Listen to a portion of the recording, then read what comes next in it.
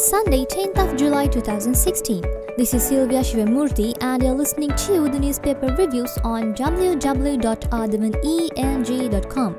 Let's now look at the paper highlights from today's newspapers. The top highlight in Sunday Times says, GSP Plus, EC shortens list of conditions. The European Commission has imposed upon Sri Lanka 15 conditions in return for granting the GSP Plus trade concession, considerably whittled down from the list of 58 strictures it had originally slapped on. The shorter list, which was first communicated to the Sri Lanka government in June 2010 and to which the European Commission has now reverted, calls upon the government to carry out such reforms as reducing the number of derogations to the International Covenant on Civil and Political Rights.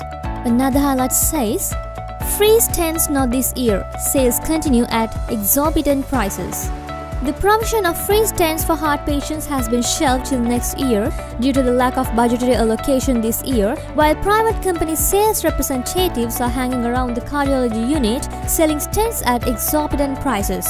There's another highlight which says, President visit to Batticaloa marred by killing. The killing of a villager during a party by construction workers has led to a postponement of today's opening by President Maithripala Sirisena of a tourist hotel at Pasikuda in Batticaloa. The president will, however, go ahead with the other events, including the opening of the domestic airport in Batticaloa, the refurbished Weber Stadium, an upgraded school playground, and a school prize giving. A senior police officer said the clash occurred a few meters away from the hotel when the construction workers were having a party to mark the completion of their work on the 4-star hotel, part of a chain owned by a Colombo-based businessman. There was an argument among the workers. A village fisherman tried to settle the dispute but was beaten up and stabbed with a bottle, the officer said. The victim was identified as Thambipillai Thangarasa. 8 suspects have been arrested and remanded till July 22nd. The highlight in the middle says, high-level talks on China's projects here. China's Foreign Minister Wang Yi, the highest-ranking Chinese leader to visit Sri Lanka since the new government took office here, holding crucial talks with Prime Minister Ranil Wickremesinghe at Temple Trees yesterday. Mr. Wang began an unexpected 3-day visit to Sri Lanka on Friday, with analysts saying the main aim was to ensure that the Sri Lankan government would agree to go ahead with the Chinese projects in Sri Lanka. And the highlight at the bottom says, conditional promotion for absent wartime officers. Army headquarters has adopted a new policy in respect of promotions for officers who had been absent without leave before May 20, 2009. The date coincides with the death of Vedupillai Prabhakaran and the military defeat of the Liberation Tigers of Tamil Eelam. Let's now look at the paper highlights in Sunday Observer. The top highlight says, alternate COPE report.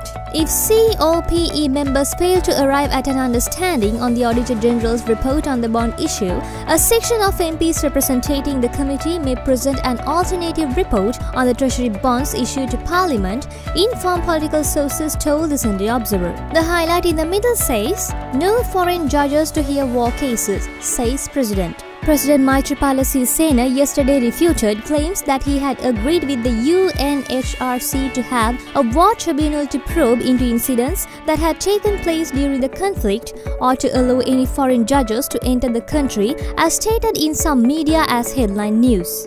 Addressing a ceremony yesterday at Subodharama Vihara in Peradeniya, the president said that some sections of the media were carrying misleading information regarding the government's accountability process and creating animosity against the government.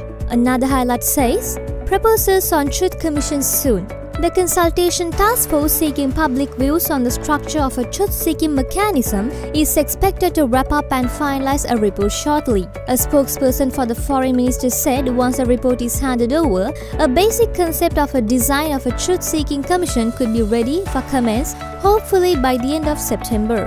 And the highlight at the bottom says, Sri Lanka Key Shipping Hub. Beijing promised to groom Sri Lanka into becoming a key shipping center in the Indian Ocean in turn for the country's contribution in China's 21st Century Maritime Silk Road initiative. Visiting Chinese Foreign Minister Wang Yi said the two countries agreed to take up the 21st Century Maritime Silk Road as a top priority in the bilateral agenda. And now let's move to the paper highlights in Ceylon today. The main highlight says, Pakistan JF-17 fighter jet deal going through. Another highlight says, Champika's coal deal. Supreme Court terminates contract. Ranawaka Arachilage Patali Champika Ranawaka is a prominent minister in the Yahapalana government. He is a fiery speaker on the eradication of corruption. He is an electrical engineer by profession and was Minister of Power and Energy from 12 January to 17 August 2015. The highlight in the middle says, hobnobbing with political giants. There's another highlight which says, COPE splits over TB issue. And the highlight at the bottom says, another chance for Manjula. That's all for today's newspaper highlights, and we'll get back to you with more news tomorrow. Thank you.